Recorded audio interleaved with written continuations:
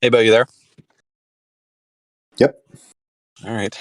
Well, I guess we can kind of get started since we have to do a little bit of an overview, I guess.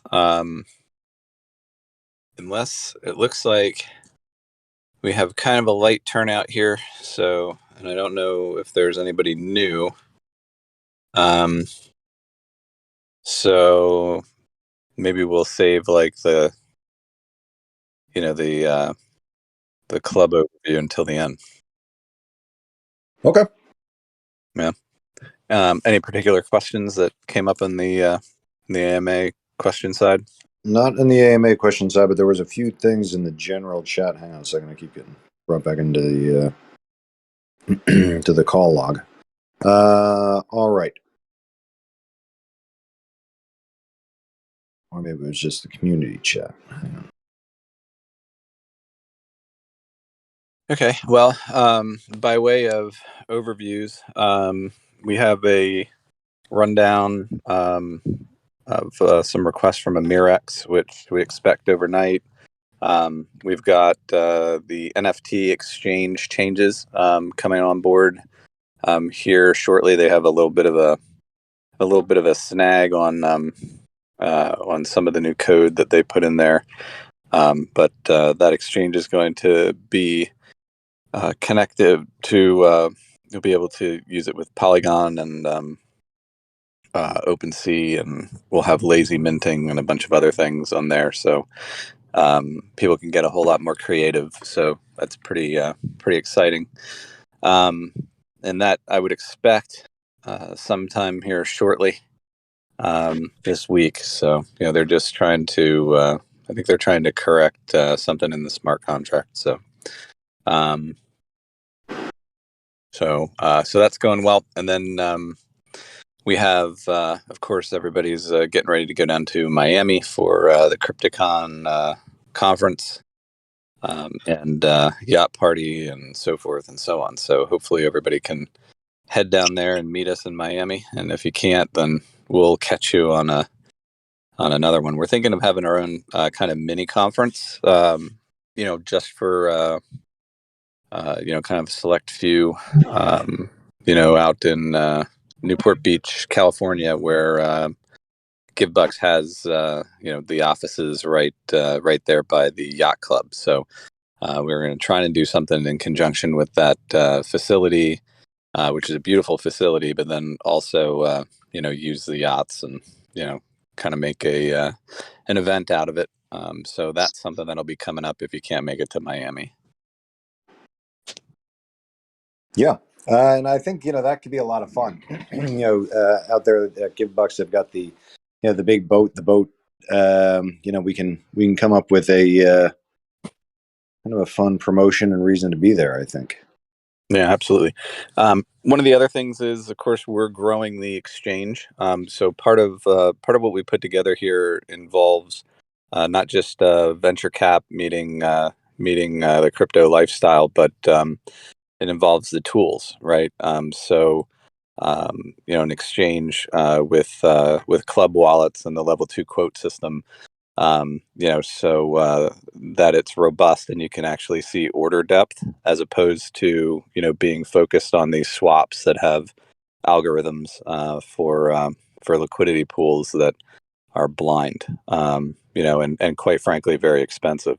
Our exchange is set up so that our members can trade inexpensively and be able to actually take a look at the order depth. So as we move forward here, the short-term goal is that in the next month or so, we'll be able to say, our exchange and our club represents at least $500 million worth of buying power between family offices, venture cap funds, and institutional investors that are coming on board. So, and that process has begun. Some of that we're waiting to get a couple new tokens put on the exchange. One of them is Bell. The other is we've got some standard requests like Poly and things like that, Solana. So those things are going to pop up, and you'll see some new plays on there for some of these guys who do some decent volume in trading, they'd rather just trade it right on our exchange for the decreased fees. And To clarify, there you said a half a billion. half a billion, yeah, 500 million. Mm-hmm. Yep. Yep. Which, quite frankly, we could say now because we have some people that are that are. But I just mean that I think I mentioned before, as part of the VC side of this, we have a focus on the actual tools. So we have a focus on the exchange itself. So you're going to see that grow. Of course, connecting fiat so you can deposit directly into your wallet and take cash directly out to your bank. That's a function that's going to be starting here very soon. It's a lot harder than you would think, and we've been working on it for quite some time. But it's almost there, and the actual tech is capable of it. And we just have to solidify some additional banking relationships and some details as it relates to AMA or AML and KYC, type of functions. So that's being done, and we actually had some really great calls on that this week already to try to wrap that up. And then the next plan is digital cards and physical cards, so that you can actually access your fiat currency, and use it. But in the meantime, we've got projects like GiveBucks that allows you to spend, directly through their platform, and also give to charity at the same time. So those are national retailers that range from Airbnb, to I think it's I don't know if it's CVS and some of the other pharmacies Yeah, and so forth. yeah. So There's really great, and I'm glad you didn't say Cheesecake Factory. I think that's the first time you didn't mention that one.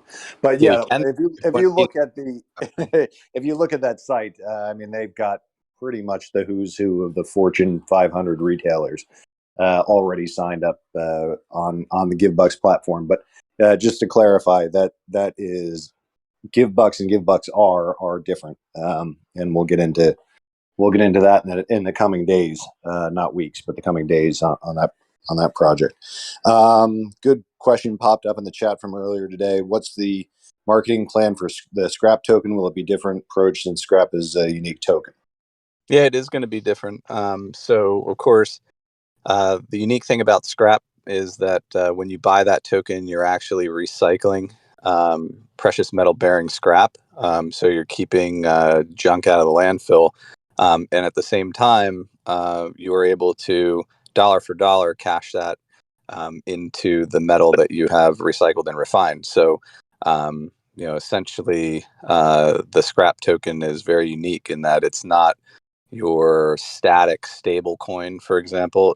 It's actually a functional token that, from a utility standpoint, is not just recycling and helping the environment, but it's also helping your asset value and giving you a safe harbor in these kind of inflationary times. So, if you spend, the concept there is, if you spend $100 in scrap, you'll be able to get out $100 worth of gold at the end of the end of the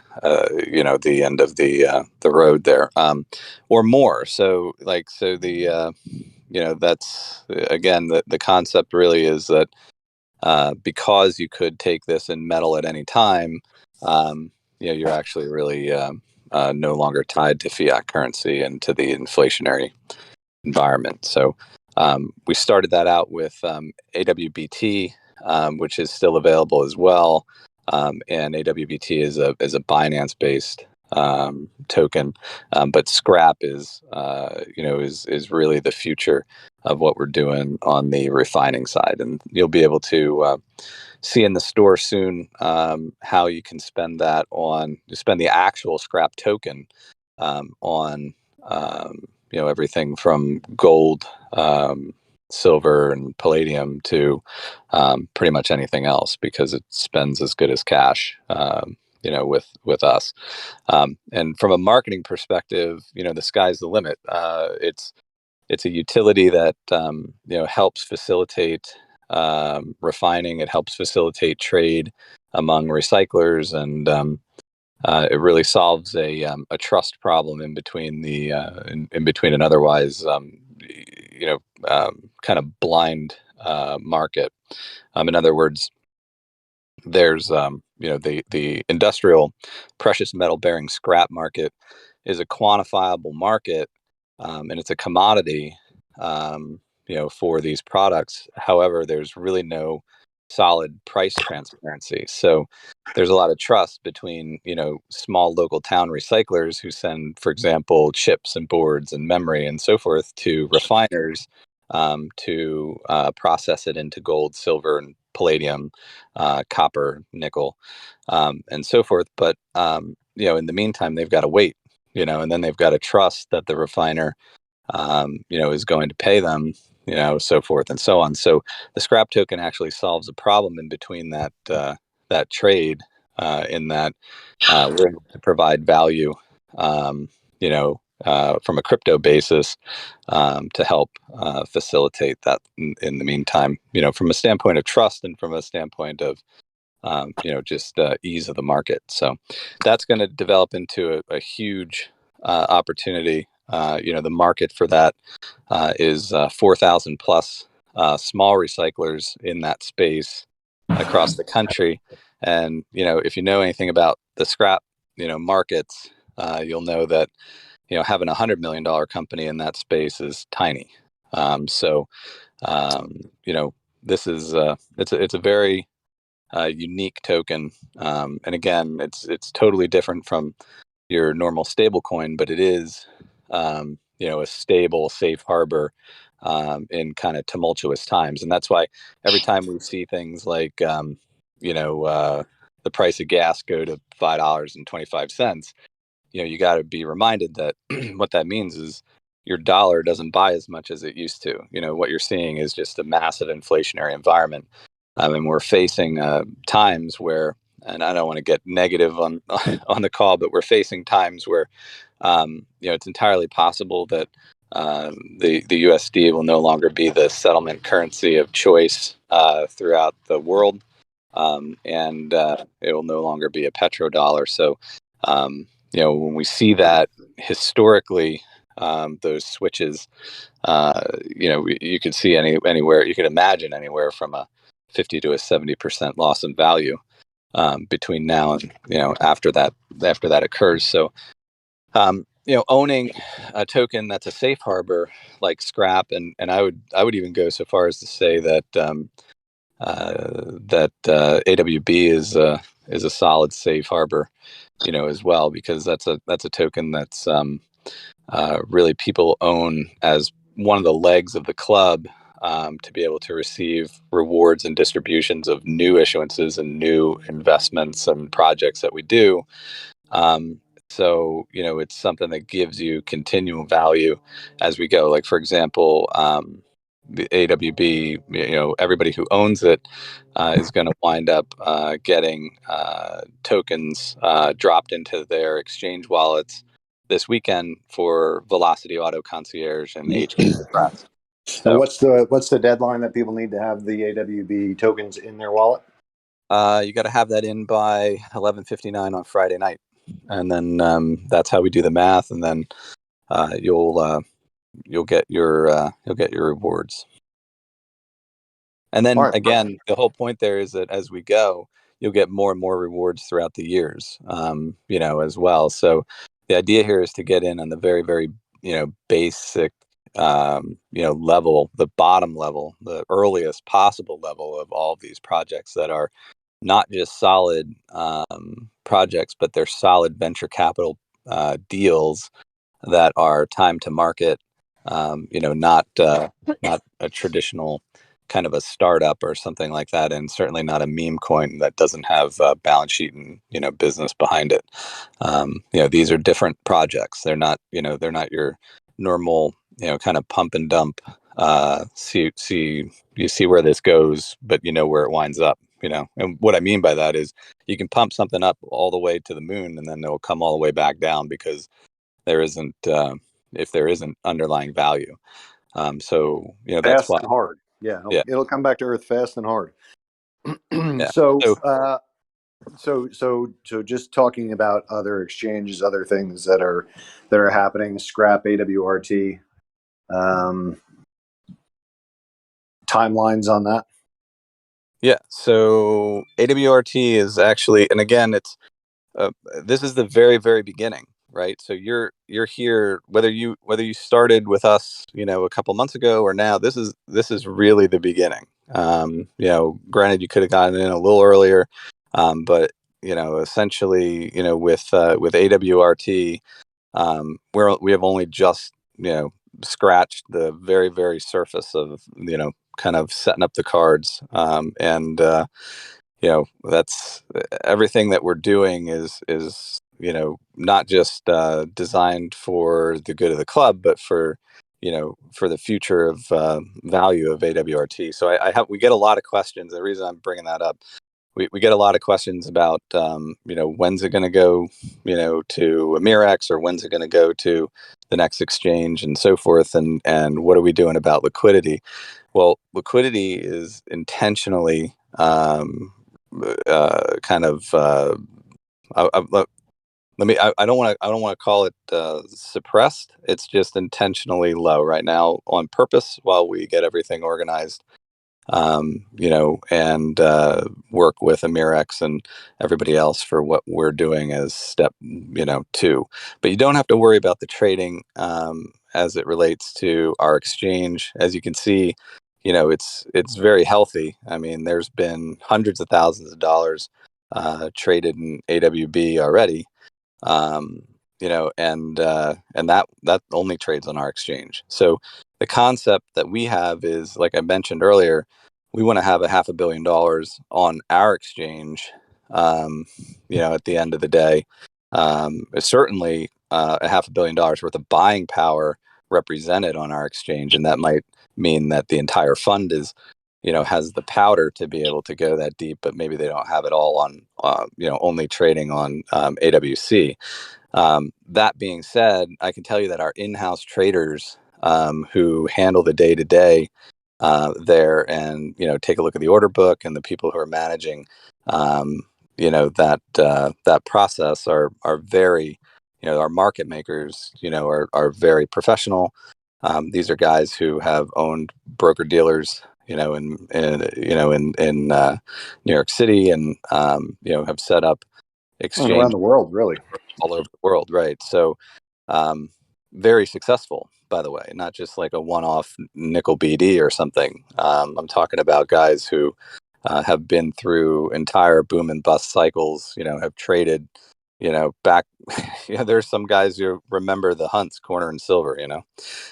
So there's real talent represented in what we're building, and the last thing we need to worry about is kind of nouveau trading concepts on liquidity pools. We have that under control. So rest assured, you don't have to worry that we need advice on that front. That said, we are going to be very aggressive with AWRT, and you'll know it when we come out with that whole marketing strategy. Of course, Well, the I think it's important to keep in mind too when it comes to AWRT. I mean, there's just a lot of things tech wise that are just about here, between the spendability on the NFT exchange and the metaverse, on games, on all of that stuff that, of course, are all demand drivers. And when you look at the relative supply to feed that from a volume of people, and kind of a mass of people, it's relatively small. So that's a really good market dynamic. Kind of a small supply but large demand. So to Yeah, me, there's no question. Sure. we're And Yeah, the we're other side of that is, the market is massive, right? Not just on the game side, but on the metaverse side, the land and characters and everything that are going to be powered by AWRT, or, we're not looking at market caps of, of $1 million or $2 million. We're looking at, 100 million, plus, even with Amiga Games, when you do the math, of NFTs that can be created there, um, you know, it's, uh, it's staggering. We have 120 titles, or more, and that turns into a lot of art and a lot of potential gaming NFTs and so forth as we move forward. Also, um, from a functional utility standpoint, AWRT is what is going to be required for people to purchase to list on our exchange, for example. So as we go forward, we always say that the club is really where venture capital meets crypto lifestyle. Like, our club members are involved here because they want to be able to participate in finders fees and affiliate fees and things like that, so that they can afford to focus on crypto full time. And they want to get involved with us because of the venture capital background. So when we do a deal that's time to market, and it has $100 million market cap target, for example, ultimately, the idea there is that club members benefit every step of the way, and don't just get the upside of the token and the investment play as early as possible, but they get also the finder's fees, the affiliate fees, then the whole crypto lifestyle play, right? And so, that's that's really the that's really the kind of the whole point of the club, is to be able to give people the opportunity to focus on crypto. Yeah, and to club up and ask questions and learn, and you know, kind of best practices and all that. I mean, all those are reasons to be part of a club. Absolutely, absolutely. All right. Is there any marketing being done besides asking members to bring in other members? Yeah. Uh-huh. So we have, for example, 12, we've got a group of 1,200 family offices that we're talking to. And that group in particular would like to have a token among them. So I would say, the way that traditional marketing, is has been done in crypto, might not be our initial target. We might focus on bringing in, you know, a few thousand accredited investors to start with, or something. So, that's something that we're working on a daily basis. We have another angel firm in Europe that we're looking at doing a token for, which has how many I think it's 1,600 members right now, give or take. 1,600 members. So I mean, we come from the M&A venture cap space, right? So I mean, we're looking at how we do that, Well, bridge yeah. The players. interesting thing about that is that's another platform play, right? So that realistically that could step right into the FOTC, shoes to some degree or another, by saying, hey, this is where the DeFi projects are going to be housed in the future, um, or some combination thereof. Yep, yep, absolutely. So I mean, there's each one of these tokens that exist have their own purposes and value for people. So like you mentioned, FOTC, that combined with a staking NFT gets you USDT on a monthly basis, for example, because that is our kind of high risk, VC based. We use that for the bridge loans and some of the early investments that go into bringing in the new tokenizations and the new projects that are being incubated on the exchange. So, that said, a lot of these new exchange builds and or the new uh, new tokens that we may put on here, these are these are all opportunities that you'll get to participate in early, but they'll also be available to you at discounts. As we move forward through the incubation stages and so forth. So, but that is a major focus, right? Putting new tokens and existing crypto on the exchange as well. So that's kind of phase two of what we're about to get into as we start these calls, right? So the calls like this, I think I mentioned maybe this was only internally, but in some of our meetings, but I want to be able to start these calls with, hey, the people represented on this call have a combined buying power of over $500 million.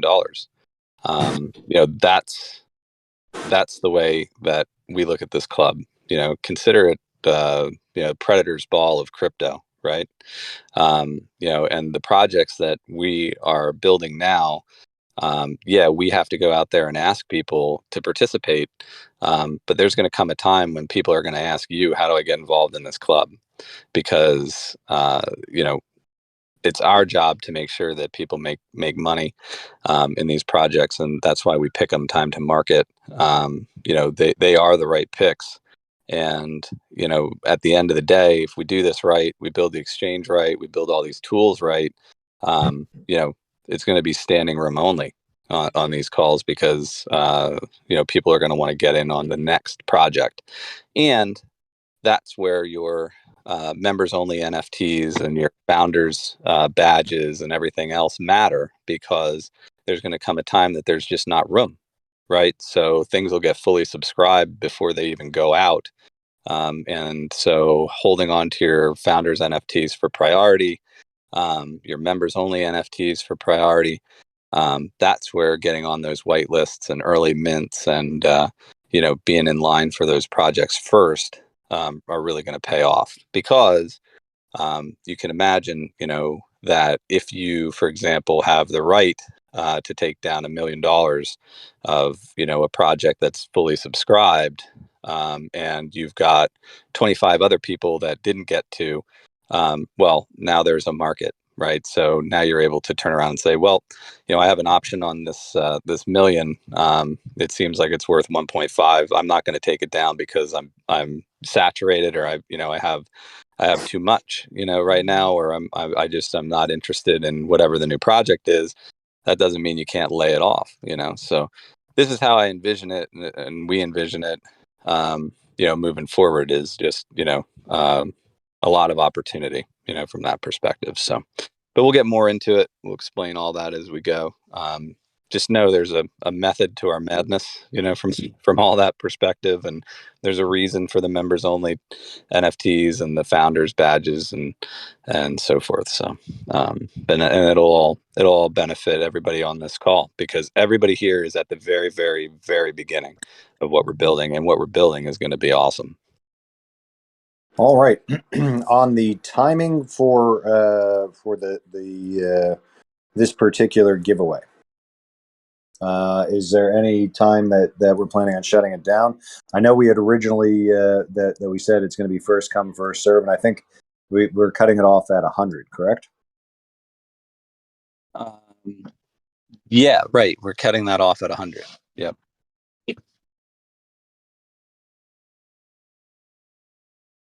All right. Okay, so let me see. I think that is all of the questions for tonight. Are you ready to go into the founders badges? Yeah, sure. So do we have the list? It goes up tonight, right? When did we say it's done? 11:59 tonight? Is that what we had said? 11:59 tonight. Yeah. So Yeah. I didn't know if you wanted to go over any of the advantages, white lists, any of that stuff, so people got an idea as to what's the advantage of being in there today. Sure. Well, like I just mentioned to you, there's going to be a lot of advantages as we grow. they're going to last you forever. So and they're going to give you priority. So being number one, two, three, being even in the beginning here with us at all and having a founder's badge is going to be a valuable thing that eventually you might want to sell because, like I mentioned, there's it's kind of like your place in line. That these NFTs combined together, with your holdings, are your place in line for new issuances, whether that's the performance NFTs or new mints on the metaverse or land, new car drops and things like that. There's just a ton of opportunity there for everybody to get in line. And it may turn out that you want to sell it someday. You sell your place, and buy another one. Trade up. All those things are in play too. Yeah, jockeying up and down for position. Well, I think again, as these whitelists come out for these various projects, whether it's Amiga games, the performance, art in motion, what have you. I think that there's going to be a lot of stuff happening. I don't think there is going to be a lot of stuff happening here in the NFT world here very shortly. So if that's of interest to you and being on those whitelist matters, making sure you're in that top 250 should be priority. Yeah, well, the future is NFTs, right? NFT. Like, where we're going with this is the contracts that we used to do as convertible debentures, or or bridges, or royalties, or even patents and so forth. In the VC space, this stuff all lends itself to the blockchain and to being built into NFTs.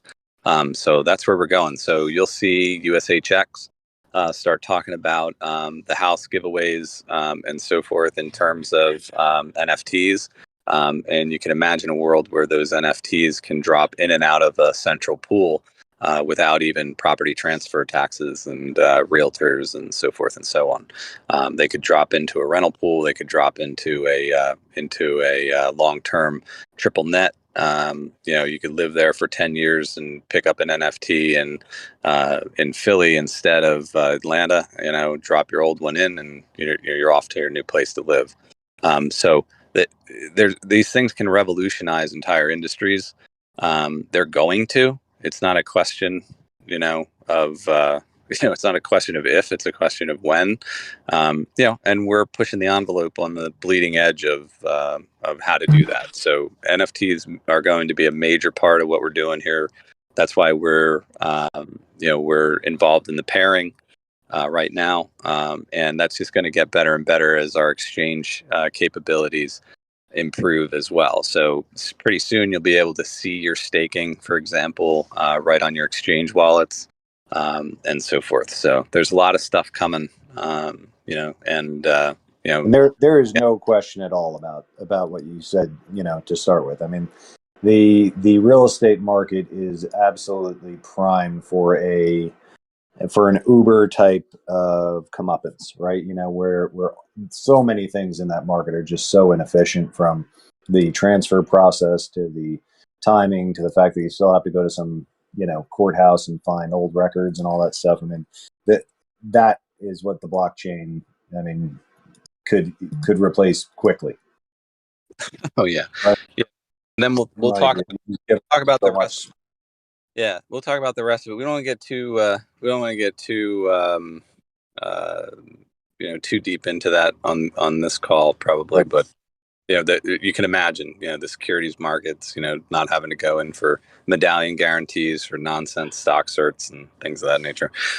There's so many opportunities here, in front of us for the club and for, everything that we're building for the community. So, but NFTs are a big part of it, and AWRT is the spendability for those NFTs, and, the NFT exchange. And, so we're not concerned at all relative to the, to the market size for that particular token. As a matter of fact, if anything, there aren't enough of them. So that's our math. So we'll talk about that as we move forward. But I think that's about it. Do we have anything to add? I know we wanted to talk about putting together a roundtable of the major holders or the major interested parties to talk about aid to the individuals involved in kind of war torn Ukraine and so forth, and some of the churches and so forth that we can help. So, did you want to just set up a roundtable call for that, Bo, or did you want to go over it Yeah, I tonight? think that's probably the best way to do it. I mean, we have friends of ours, real good friends of ours that actually have left to go to the Ukraine. Actually, I have two friends that have gone there. One is now, I guess, one's in Poland, and the other one I forget where he ended up, but they're on their way in right now to meet with long-term relationships, other pastors and clergy that are on the ground that aren't leaving the country, for various reasons. But what they are doing is they're turning the churches into shelters and kind of makeshift hospitals and that sort of thing. And there's, as you can imagine, there's all sorts of things that are needed. We've actually got a good connection with Henry Schein and Company, who has agreed to line up the medical supplies, but they still need to be bought. And this is not, this isn't some kind of nonprofit that has any kind of overhead, any kind of donation anybody wants to get into. 100% of the proceeds end up, in the right place, buying the supplies and getting them to the people. Yeah, So that's what I liked about about the Venezuelan water project that we did to make sure that people could have clean drinking water. 100% of the money went directly to build that stuff, and we watched it get built. Which is awesome. Like that's I can't tell you, like, sending stuff to charity, and just wondering, whose salary it pays or whatever, is painful. Making a difference on the ground. That's what we're interested in. So if you guys are interested in talking about it, but why don't you set the AMA roundtable, and we can do yeah, that, like first 20 people or whatever that want to get on there. yeah. I mean, that one I'll open up to. I'll open up even further if we want to go 20 or 25 people. That's fine with me. And just hit me up on the DM side that you're interested, and then we'll set a time for maybe Friday, uh, kind of mid morning, early afternoon, our time, so that we don't interrupt with either the or. Well, I guess that probably doesn't work for folks who are doing other things. But I don't want to interrupt these AMAs during the week either. Shoot me over if you're interested in kind of a handy time or a couple of times that work for you throughout the day, and I'll coordinate on my side. All right, I'll send you something. Okay, so all right, I guess that's about it. I mean, I don't think there's anything else to go over. All right, everybody. Well, have a good night. Like we said, the final top 10 badges will be out tonight, and then we'll get through the rest of those. We have a timeline on that. Get the remaining 240. Oh yeah, yeah. I mean, we can. So this is the biggest. This is another thing we should talk about. As a group, it's a little difficult to list everybody because we don't want to out anybody either. So we don't, and we don't just. Here's this guy's number one, so that's why we gave the amounts, so you can kind of guess where you're at. If you know your full amount, then you should be able to match it up, right? So I mean, we figured that worked. Um, you know, I guess we could do a list of wallets, but even that is a little difficult, because some people don't, Anyway, so I don't know. I mean, maybe what we'll do is we'll put the list out kind of the way it looked on that, on what Melissa put out there on the, on the Discord, and then we'll go from there. Like, and maybe we'll just email everybody their the bigger list or something, or we'll put the bigger list somewhere that you can log in to see it or something. I don't know. Yeah, I don't think there's been much jockeying for position since last night. That's a good question. Somebody just asked. Um, No, it's basically the same. New, I think everybody's I think nobody really moved in any out of position, but we have till midnight. So if you wanted to be, The last time we had a midnight deadline, it didn't even really even turn into a horse race until like 11:45. yeah, now I think that was by design. So it worked for that was that was fun. That people were really fighting for position. But I'll tell you again, the weight that these founders badges carry with AWRT is going to be important to you. And it's not that and I get that not everybody can play at those levels, to get into the top 10. And so that's why we go all the way out we go out to 250, right, Bo? Yeah, we do. And Yeah. look, there will be other opportunities, and this is something we've just been waiting on some of the functionality to get up for. But there's going to be other opportunities to be able to jockey for a position that are based on effort, and helping the club. That we will go over here in weeks. And we have mentioned that people who are helping and finding typos and errors in the white papers and whatnot, that we're going to reward them. We will get around to all of that and more. As the club grows, we want club members who want to be proactive and help the overall investment. Yeah, well, and let me tell you something. Everybody on this call and everybody who's a member of our club right now is in a catbird seat. You like literally, if you have anything in the top 250, by the time we're done with this whole thing, it's going to be an extremely valuable position that you're going to want to hold on to, and you'll be proud to have. So, anyway, so it's all good all the way down the line.